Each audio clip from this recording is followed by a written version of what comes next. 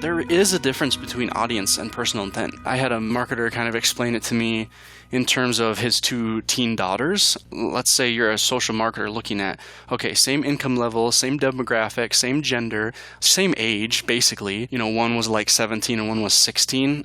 So like everything about these two was the exact same audience-wise. So in terms of demographics, you would have shown them the same ad and bid the same on these two people. And yet, in terms of what they actually personally liked, it was just insanely different. Hello, and welcome to the Jumpstart podcast with Jeffalytics. I'm your host, Jeff Sauer. Today, for our 26th episode, we talk with Kirk Williams, a rising star in the PPC world and the founder of Zato Marketing. I've gotten to know Kirk a little bit over the past few years, having met in person, both at conferences in Minnesota and in London. But not only that, Kirk also helped me provide feedback on my PPC course when I was launching it back in 2015. So we've had mutual respect over the last few years, and I'm glad to finally see it culminate in an official interview on the Jumpstart podcast. What excited me most to talk with Kirk was that he's at a cool inflection point in his career and his business. Just a few weeks ago, he graduated from being a rising star in the PPC world, and now he's become a bona-fide star, coming in at number 7 on the list of most influential PPC experts from PPC Hero. And while you're looking at that full list, you should make note that the Jumpstart podcast alums Larry Kim, Samantha Noble, Melissa Mackey, Elizabeth Marston, Marty Weintraub, and Ginny Marvin all feature prominently on that list. So basically, if you listen to the Jumpstart podcast, you have a who's who of paid media.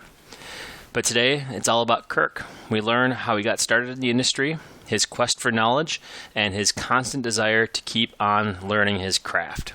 So if you want to boost your profile and create a never-ending flow of clients, you better listen up. Now let's talk to Kirk Williams. For show notes, visit jeffalytics.com/ppckirk. So we're here today with Kirk Williams. Kirk, thanks for joining us on the podcast. Yeah, thanks, Jeff. It's really an honor to be here. Thank you. Yeah, I'm excited to hear about your story and your journey and just get right into it. So the question I always like to ask on the podcast is, what was the first project or what was the first thing you did that got you excited about paid search marketing? The company that I was working at in-house, I kind of started as basically like a content type person, and that literally was take this manufacturer book, that we get with all the product information and then, put that online type of deal. And it was during that time that they wanted to branch out into search, and so they're like, hey, you seem like a good candidate for this for whatever reasons, would you be interested in learning it and taking that on? And I think, I don't know if I can think of an exact specific moment, right? But I think it was just as I started digging into it and, starting to read posts, and I picked up AdWords An Hour a Day by Joseph Kirschbaum and David Zatala, started reading through those. I think I'd say it was more of a process than like a point in time that just started digging into things, was like, man, this is really fun, and then especially when you start to build your first campaigns, and then especially to me when you start to see sales come in and you're just that person for the most part, right? Last click attribution and all that, right? But especially back then, that was it, right? Last click attribution, you didn't know any different. And so, man, this person bought this product because of me. That's amazing, so I'm hooked, right? Yeah. Yeah. Well, I think that first sale is a pretty magical moment, right? That you somehow made it so that when you search on Google or Bing, whatever they're searching on, and you show up and you say, I have that level of control. I have that level of ability to now be the number one thing shown in Google. How do I get more of it? It is. It's fascinating. And it really, all that it takes is a credit card if you wanted to get there. But as you know, and as I'm sure you'll tell us, it takes more than just a credit card to do it well, to do it in an effective way. Yeah. Okay. So you were working at like a company what did the company do? What were they working on? And how did you build out this search presence? So they sold commercial equipment for kitchens and that kind of thing. And so in some ways, it's funny, now that I know what I know, in some ways it was probably a little bit of a difficult first start, because it did actually have fairly good-sized products that would be purchased, and a little bit probably of a longer sales cycle and that kind of thing. So getting my feet wet, so to speak, I think was a little bit maybe more difficult than just hear a few of these products, go through them on, and watch people buy. So how was the process of taking somebody who had been maybe successful in the offline world or in other things, and building out at the point where they're getting ready to do search and being on a search program? And this company was online a bit. They just hadn't really done in the search aspect of things. So, especially back then, you're asking me to go in the annals of my brain. It wasn't too long ago, but you know how it is. You're trying to think of the specifics. But and a lot of the stuff is pretty fluid too. It's just saying, hey, this is the task, we needed to get this thing done, and so we just went through the process, or you exactly. You read a book and basically you knew that you needed to show up there, and so you sort of immersed yourself in saying, how do we show up there? And maybe you took feedback from people on your team who said, well, I want to see us for this keyword, or I think we can do this, or we make the most money off of this product, give that thing a feature, and sort of taking everybody's input and turning it into something. and then obviously the input that you need to grow from there is the input of the search engines. Yeah, definitely. Yeah, definitely relying heavily on the AdWords forums. I think back in the day, I was doing a lot. In fact, it's kind of random and funny. There's one person. I think the name is Celebird or something like that. CELEBRID or something. I remember this to this day. I think it's maybe a business or a person. I don't know, but I remember they would respond to a lot of questions, or a lot of questions that I had or others were asking. That was a core part of just that learning. But I think that was the biggest thing in that beginning, was just you're just kind of learning as you go, really, right? I mean, you think, hey, probably this keyword and these ads will work. Let's see what happens, So kind of a learning on the job experience for sure.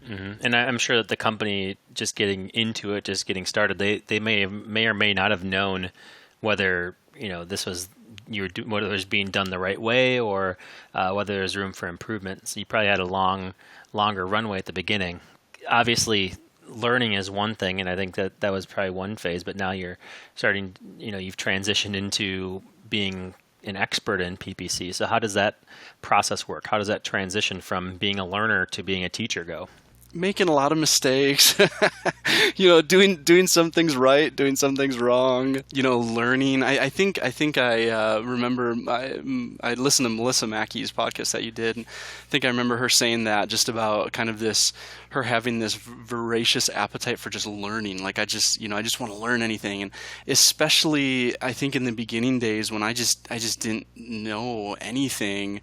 And sometimes I still feel like that, especially as things keep changing, right? But there was just this level of anything I can possibly read on this, I want to learn this, I want to try this. If I had an idea, or someone else had this idea of testing something, I could not, I literally couldn't wait to get back the next day. I mean, I remember standing in the shower, thinking of, man, okay, if we do this strategy, what if, this is what this one person said. So I think there's probably a bit of an obsession component that has to go into it. I think, how it is. It's like anything with a passion. I mean, if you really kind of enjoy it, plus you want to learn it and all that, there's probably going to be a little bit of an obsession to it. Yeah. So I think that's part of it. Some of it definitely, that's how any ability or that is, right? There's definitely some level probably of natural gifting, or I would have had absolutely no idea that I was going to go into this as a career path.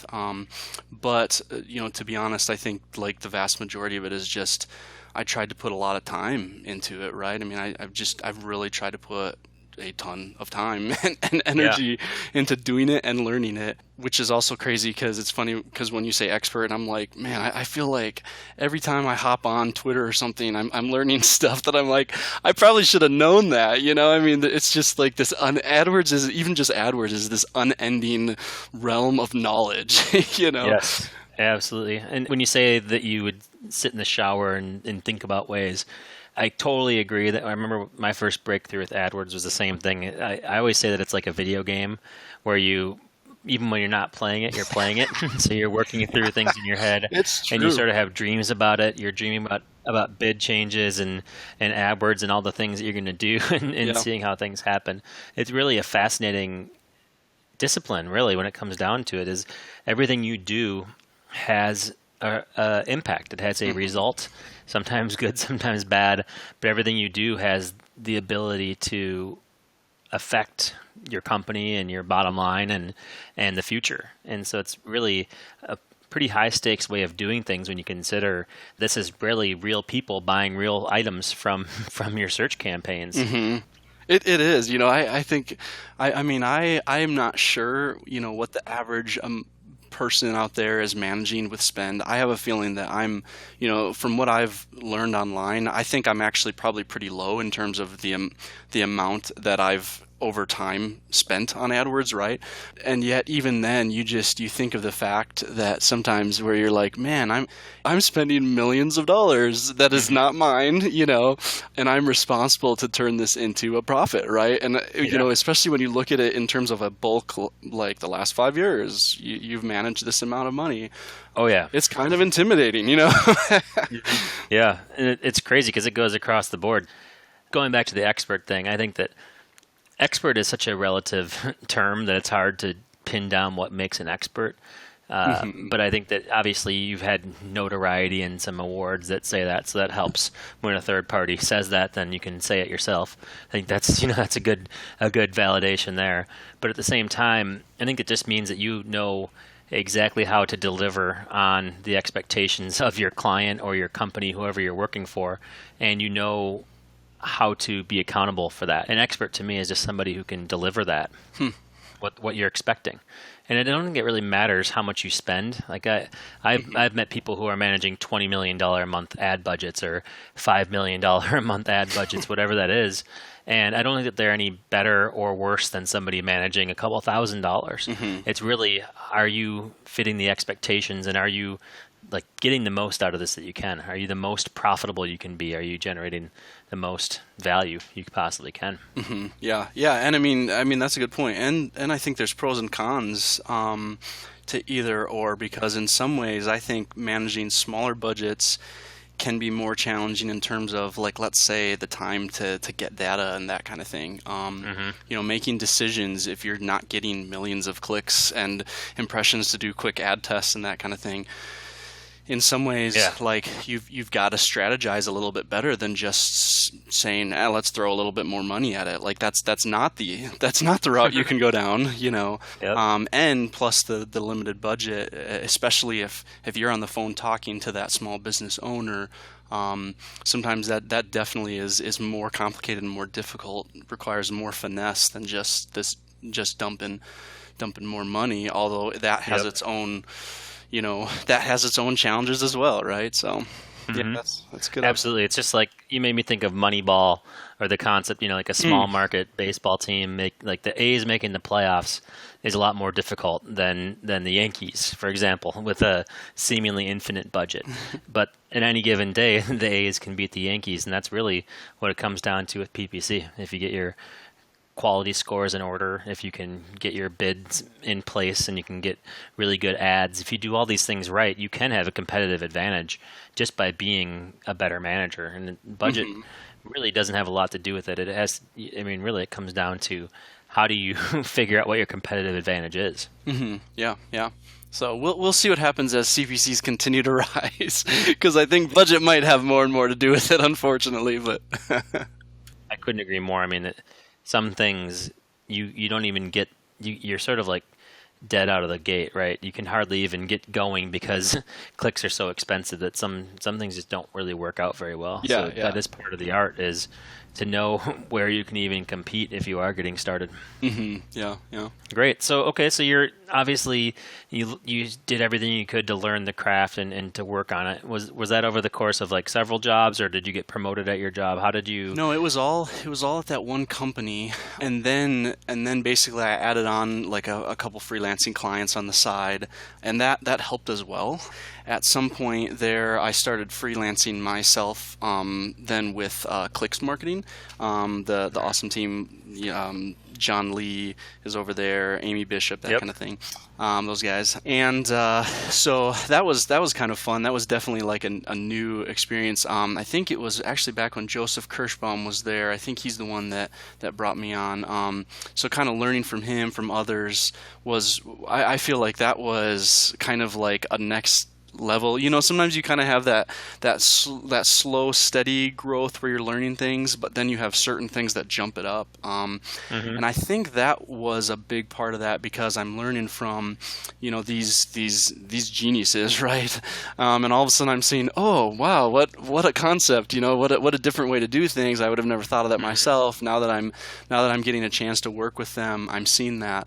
And so I felt like that helped give me a little bit more of an outsider perspective than I'd had just kind of learning whatever I learned by myself, because you're kind of limited to whatever resources you find by whatever tests that you run in the account. When you're out there alone, right? So I think that can be a difficulty for those who are in-house at smaller companies or on their own freelancing, that kind of thing. So yeah, I think that it's hard to cover every single industry on your own. It's hard to have e-commerce experience and lead gen and B2B and nonprofit all in the same single agency. So you have to specialize, or you have to surround yourself with others in order to get those perspectives. And I think there is value in those conversations, because the most I've learned about PPC has always been from talking to other people and having those kinds of conversations. You learn a lot, and you really figure out where your holes might be, or you just get ideas that you can apply to your own accounts. Yeah, definitely. Cool. So as you went through that process and you started freelancing a little bit on your own, you just eventually decided, I'm going to create my own agency, or I'm going to work on my own. How did that process happen? Yeah, I actually wrote an article, I think I talked some about this, that basically says, like, if you think you're ready to go out on your own, here are some things to consider.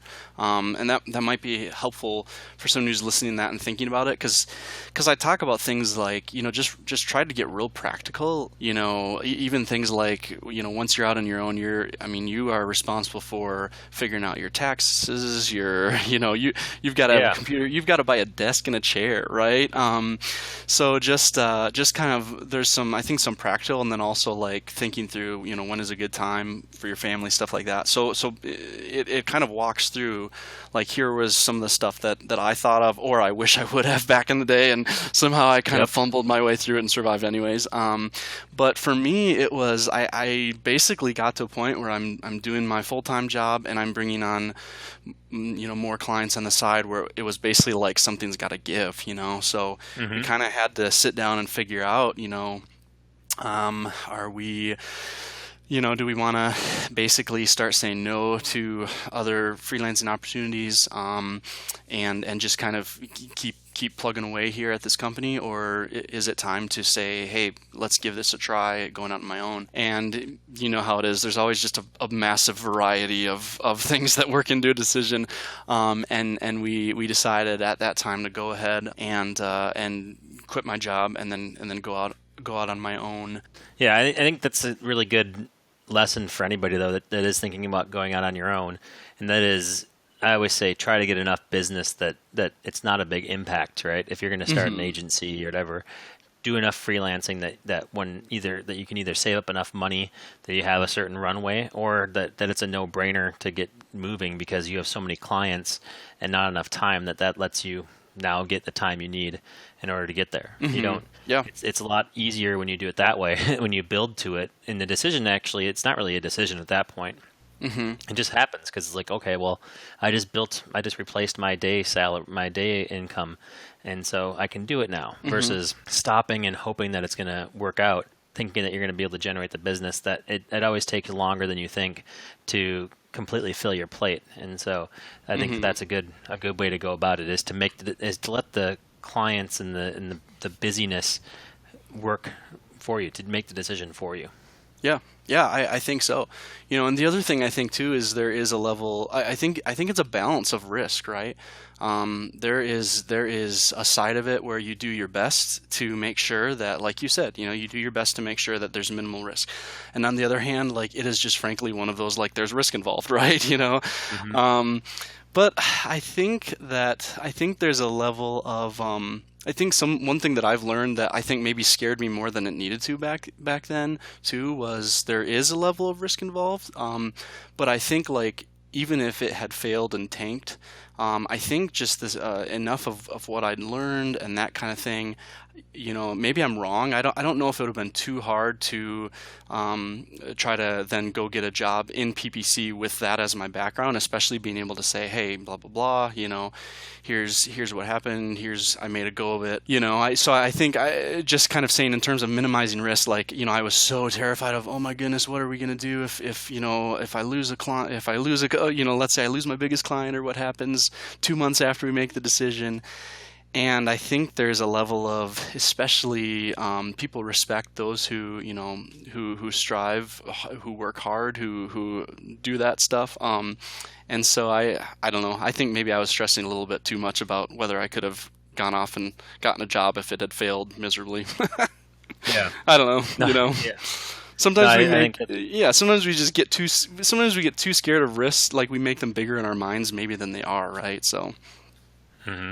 No, I say this all the time. I say I can always go get a job. Yep. I think that there's at this point in time, and probably for the next 5 to 10 years, there's more demand than there is qualified candidates. There's more people looking for candidates than there are qualified candidates, and so you can always go back. But I think that the key to not having to go back, though, is all the things you're talking about, is that level of obsessiveness and just making sure that you're making the right decision. And so the more you work on that decision, the easier it is to make that decision as well. Yeah, and I mean, there's so much more of it, and that's why I reference in my blog post too, because I think there's more that goes into the decision, obviously, than just sheer 100% numbers, business, profit, revenue. It's like, where are you at with your family? Do you have a family? If you're single, there's probably going to be a little bit less concern about the risk. If you have a family. We were really dumb. We just had. Now I'm trying to remember. I think we just had our son. So we had a baby. And then we were. I think part of the decision, if I remember, was that we were actually going to have to move out. We had a really awesome rental situation down in Louisville where we were living at the time, but it was just for a variety of reasons we were going to have to move out. So we were either like, okay, we're either going to have to buy. We didn't really have much saved up for a house, especially if we're thinking about going out on our own business. And so then in our personal journey, at least, what happened, I'm not too ashamed, maybe a little bit, to say, is that we actually had it opened up where we could go and live with my wife's parents in their basement for a while. And that's, honestly, I credit that as a huge reason to why basically I was able to get over those first couple of years and really start to then all of a sudden, boom, go into profitability, was because, we were being helped by family in that initial time that can be really difficult when you're kind of a nobody. No one really knows about you. You really are trying to, talk clients into why they should go with you and not someone else that, is a more established agency, that kind of thing. Yeah. So there's just, there's tons of puzzle pieces that go into any story like that, right? So that was a little bit of for us. So. Yeah, no, I think that's a good way to think about it. Is I didn't know the Genesis story. I was going to ask you about being in your market and being in Montana. I didn't realize that you were in Louisville before then. Yeah. So interesting to hear that. But I think that's a good thing for people to note, is that while you're getting things going, there's nothing wrong with having family help you out, or just to get to the point where you can not have to worry about things and you can really focus on what you need to focus on. I think that's a one way to do it for sure. And I think that it just depends on where you're at. The other way to do it is to save all the money you can.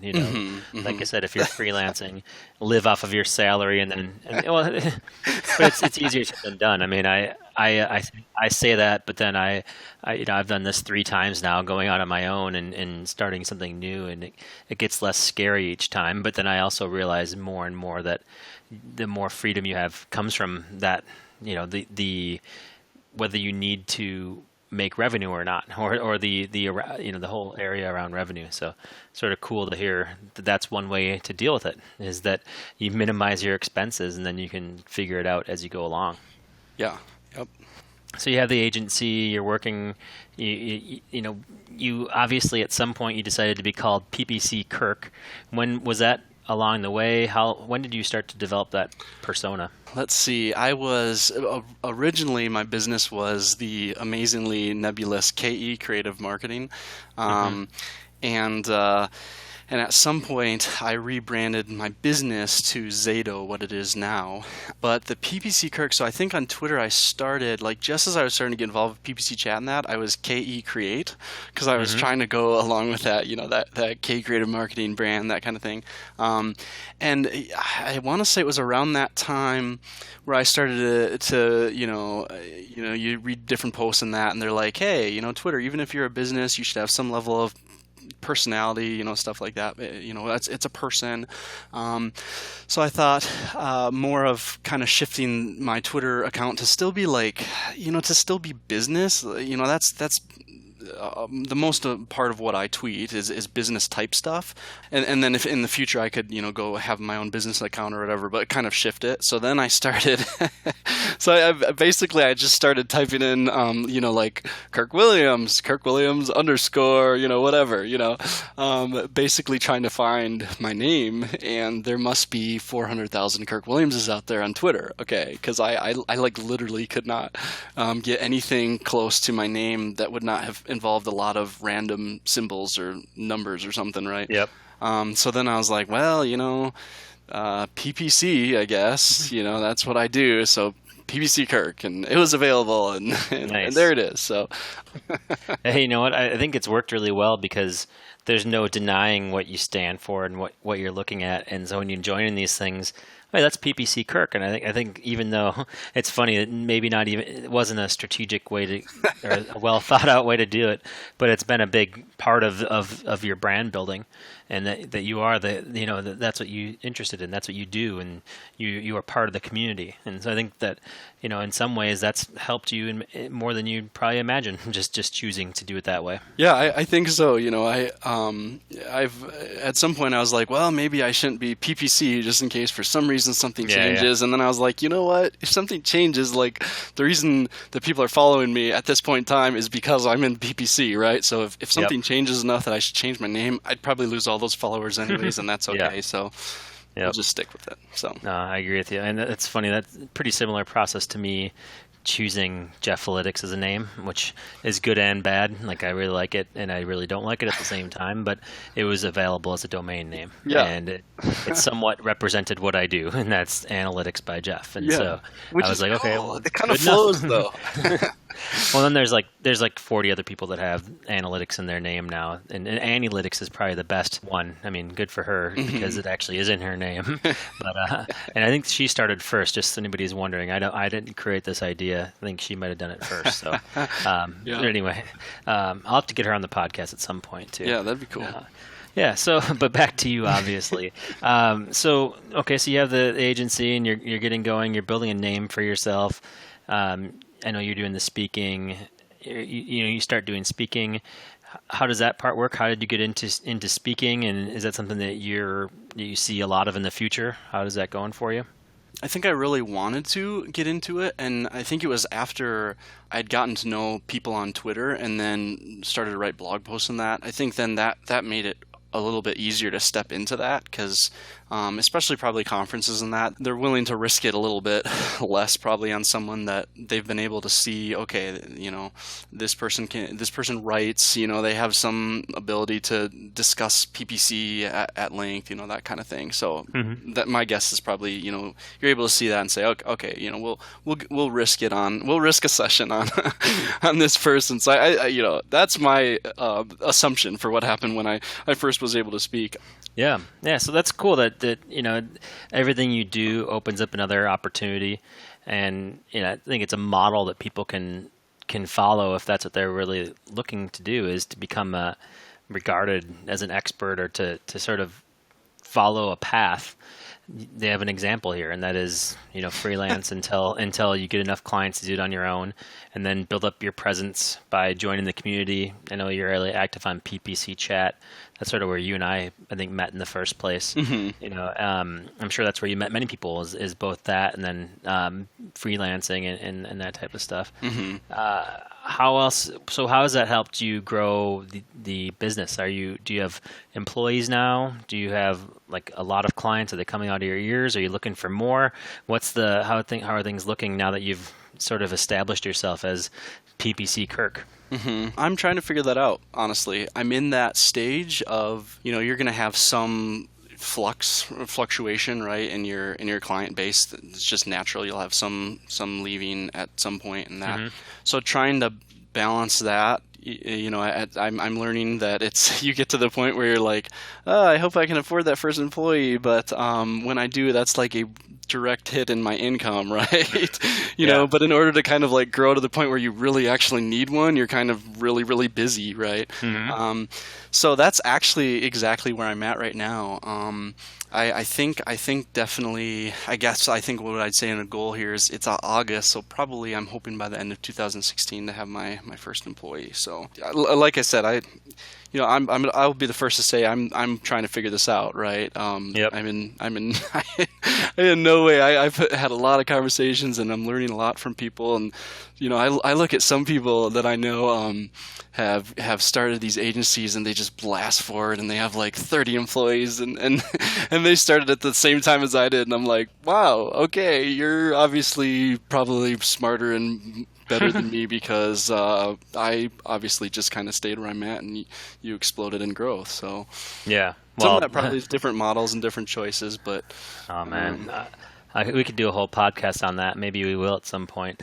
But I think that the perception, obviously, that number of people equals smarts and happiness and success, and that's definitely not always the case, because there's another side to it as well, and that it really just comes down to you make a choice as to what type of agency you want to be, or what type of service provider. Do you want your freedom? Do you want time with family? Do you want, what do you want to be able to turn down clients, or do you want to have to, have employees and have to make revenue, or take on clients that maybe you don't think are the best fit, but they're willing to pay you? So there's a lot of sacrifices you make, and also things in this industry don't always scale very well either. So the more people you bring on, the harder it is to scale that same vision that you have and that same set of values you have. And so I think that there's nothing wrong with either way of doing things. And actually they're both answers, and they're both the right answer, but they might just have come down to timing or any number of things. And so it's sort of, because I've been on both. I've done individual, I've done big, company that grew to 50, and they both were awesome, and they both were frustrating, and they both had ups and downs, and that's just how it goes. So interesting. Don't think just because somebody's bigger than you that it means that they're smarter than you. Cool. Yeah, it's interesting. One of the things I think one of the particular challenges I'm finding as I really kind of think through this, considering just with the path that I've gone down, right, and where I'm at now, is it's interesting that when your personal brand is why people are attracted to your business, right, and then all of a sudden you're discussing growing that business, there actually is some level of trepidation, like, but we hired you, right? Yep. So I think there's definitely a level of like, hey, if you trust me, there are tons of brilliant PPCers out there, more than me, right? So trust me to find someone who will manage your account even better than me, right? Yep. But it is an interesting, kind of like you said, there's different things about every situation, and I'm finding that out a little bit right now, which is interesting. So some of that's real talk where I'm at right now. Yeah. Hopefully I don't lose a client if they listen to the podcast, but no, I mean, it sounds obviously. I don't think there's anything that a client would get turned away from on that one. I mean, talking about the struggles that we all go through to grow things, and I think that it's fascinating to hear it as you're in it, because I think this is a moment like this. You'll remember this time. You'll remember the before time extensively, and this you're at a point where there's really no turning back. No matter what you do, you have to make a decision at some point, and so this will be like an inflection point no matter what you choose.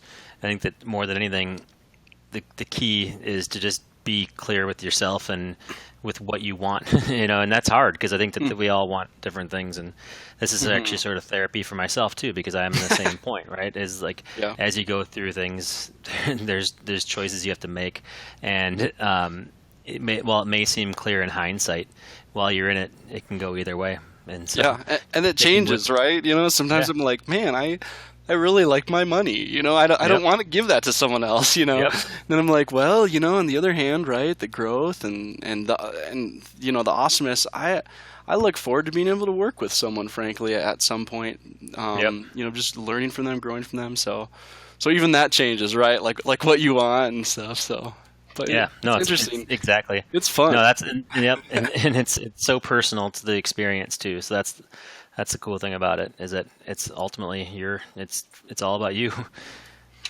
Cool. Well, that's I don't know if we've really talked much about on the podcast at this point in somebody's business. So I appreciate you giving some insights there. I think it's really fascinating. Yeah, definitely. And so I think that it's cool to hear how this is going and how everything has come together. Sort of the backstory, and this is just so people are listening understand. This is really over the course of 5 or so years that you've been doing this, or 6 or 7, or PPC itself. I think I'm going on 6 years. I think, yeah. Mm-hmm. Which is great. I mean, it's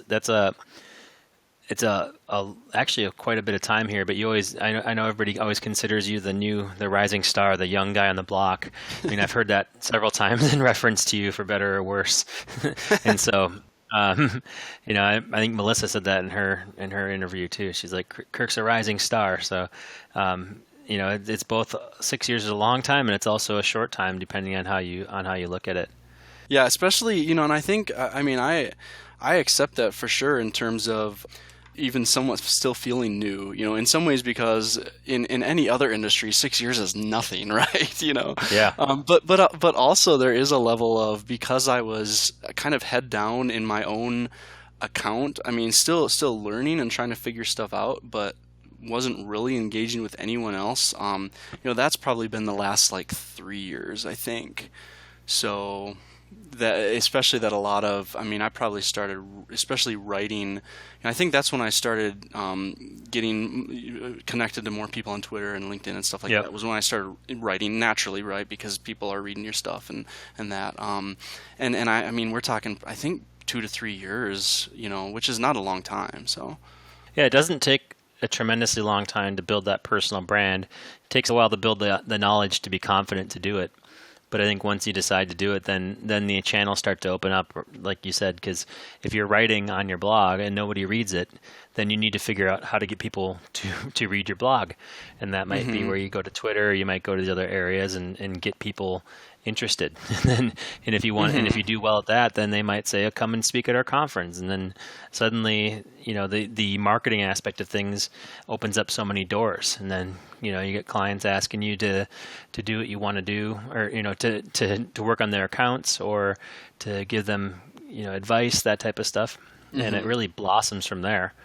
But I think that it all starts with deciding you want to put yourself out there. And I think that, for anybody, putting yourself out there is scary, but it's also, the benefits are so tremendous for any type of career path you want to go versus not doing it. Yeah, for sure. And it's funny too what you said. I think part of the decision that you have to fight through, and I've talked with some other bloggers about this too, is there's kind of that battle of like, do I publish on my own blog or do I write on publications that are a little more known, that have more reach?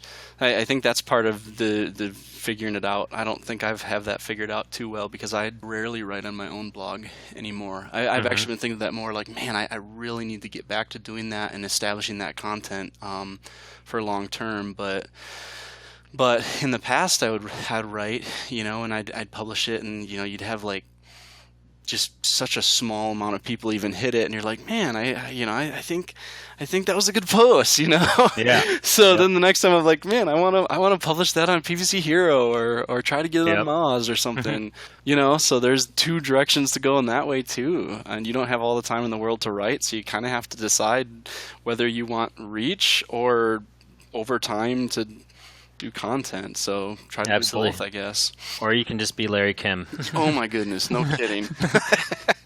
He's the only one who I don't think any of us could model his success, because he may or may not be human. I mean that in the nicest, in the most complimentary ways.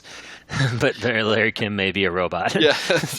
Well, I messed with him about that. He's a robot, and when it comes to writing, it's insane what that guy can put out. Yeah, in terms of content. Cool. So what did you not know when it came to running an agency when you got started? I would have to say all of like the practical business stuff that you don't think is that big of a deal, and then you realize that you have to do in order to have a little business. Man, even stuff like taxes, even like how do you want your business to be set up? Are you going to go LLC, sole proprietorship, all that stuff on the other side. It wasn't just, let me go build these campaigns and make money for my clients because that's fun. Yeah. So what did you think would be really scary but ended up being easier than you thought about running a business? I think the sales aspect, without question, for me, the sales. I have always thought that I would hate being sales because I am not a type A go get 'em personality. I'm just not. I'm just not the type that is going to be in your face all the time trying to convince you to buy, right? And I kind of thought that that's what you had to do to be a salesperson. Yeah. What you're talking about is like consultative selling. So you're not really trying to sell somebody on something they don't want. You're trying to sell them a solution. Okay, so how much time should somebody put into finding new customers if they're starting their own agency? I think in the beginning you do need to do a little bit more personal, like cold calling type of thing as you're building your inbound marketing thing. And when I first started, because I didn't have as much clients and I didn't have as much account management to do, I did have time for a lot more, investigating, researching potential new clients and my little new client spreadsheet and stuff like that. So in some ways, I guess I'd say anything that wasn't account management for my current clients, I was like literally investing that in expanding my client base. Great. So how would you get started today if you had no experience? If you were just to start in 2016 into PPC, what would you do? I think that I would try to hit social. I actually have a blog post kind of on this in my mind, in my brain, that I'm hoping to publish at some point, kind of the search-social relationship. I truly believe that search isn't as dead as some people like to say. But I do think that social is it is going to continually grow, not just in number of people, but in ad platforms and what we can do with it. It is. It already is growing. It already is adding on a lot. More businesses are giving budget over to social, that kind of thing. Okay, so what do you see as the future of PPC? I think that it's going to be a combination of audience and personal intent. And what I mean by that is that I genuinely believe where we're at right now, stuff can change in the future. Where we're at, there is a difference between audience and personal intent. I had a marketer kind of explain it to me in terms of his two teen daughters. One was like 17 and one was 16. And so they're from the same family. So let's say you're a social marketer looking at, okay, same income level, same demographic, same gender, same age, basically. So like everything about these two was the exact same.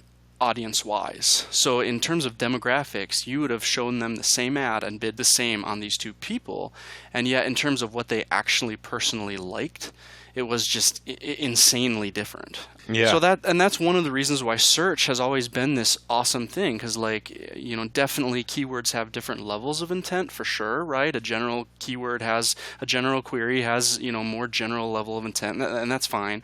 But especially like if someone is literally typing in the term Nike shoe, there's a level where I don't care what demographic they are.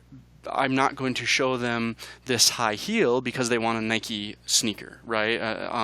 Nike tennis shoe, and so that to me is where the personal intent comes in. But then if you start layering on demographics into that as well, then it's just this immensely rich load of information that you have to be able to market to them. Yeah.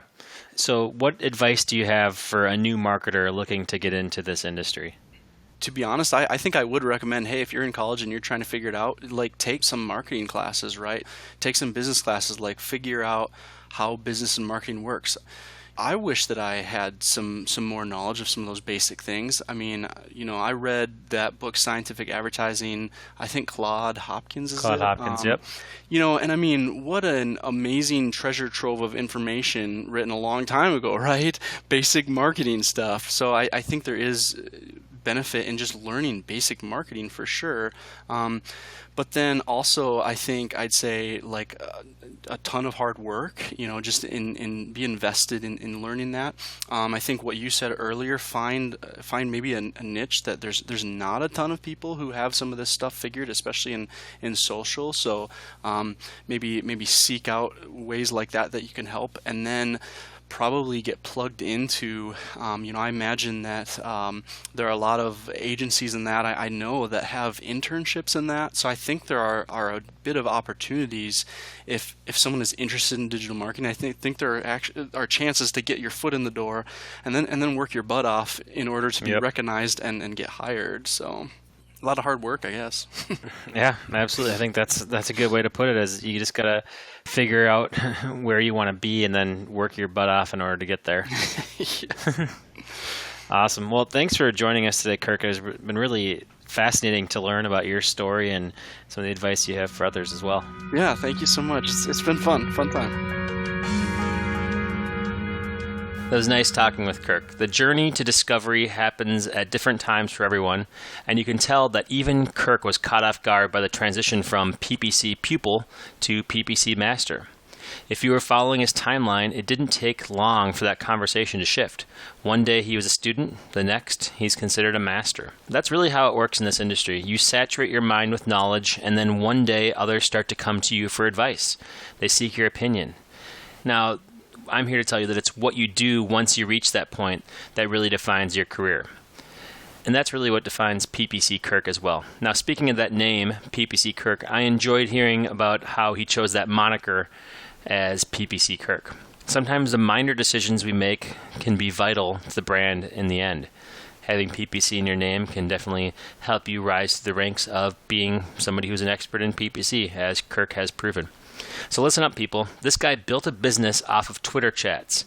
In the 20-teens, like recently, it's possible. And Kirk is a living embodiment and a prime example of how you can build your own personal brand.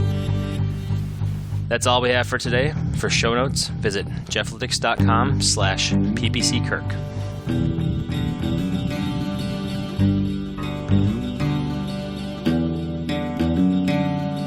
Family support is crucial when you're on your own. A little bit of PPC obsession wouldn't hurt. In order to get a client, get your ass up on the phone. First sale from AdWords tastes sweeter than dessert. Blog about your thoughts and tweet about PPC. Think about the strategies while you are in the shower. Buy a table and a chair for every employee, and one day you may end up hosted by the great Jeff Sauer. Great Jeff Sauer. Great Jeff Sauer. Great Jeff Sauer. Great Jeff Sauer.